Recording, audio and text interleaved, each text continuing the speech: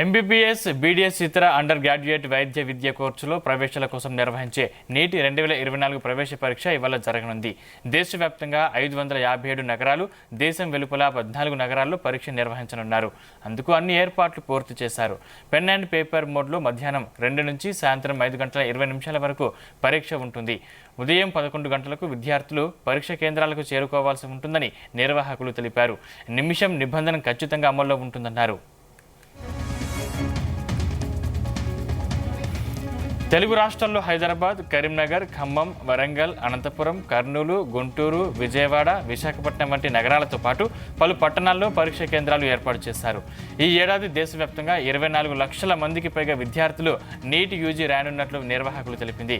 ఈ నీట్ యూజీలో అర్హత సాధించిన విద్యార్థులకు దేశవ్యాప్తంగా 706 వైద్య కళాశాలల్లో ప్రవేశాలకు అవకాశం లభిస్తుంది. ఈ కళాశాలల్లో 1,00,000కు పైగా ఎంబీబీఎస్ సీట్లు ఉన్నాయి. రాష్ట్రంలో ప్రభుత్వ, ప్రైవేట్ విద్యా సంస్థల్లో 5,360 సీట్లు ఉన్నాయి.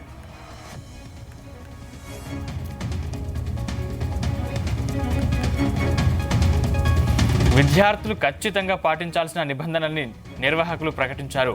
పరీక్ష రాసే అభ్యర్థులు pen, admit card, passport size photo తీసుకురావాలని సూచించారు.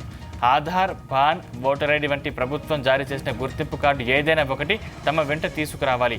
అయితే ఫోన్లు, క్యాలిక్యులేటర్లు, ఇతర ఎలక్ట్రానిక్ పరికరాల్ని పరీక్ష కేంద్రాల్లో అనుమతించారు. వీటికి తోడు ఉంగరాలు, చెవిపోగులు, నగలు, ఆభరణాలు వంటివి పరీక్ష రాసే విద్యార్థులు ధరించకూడదు.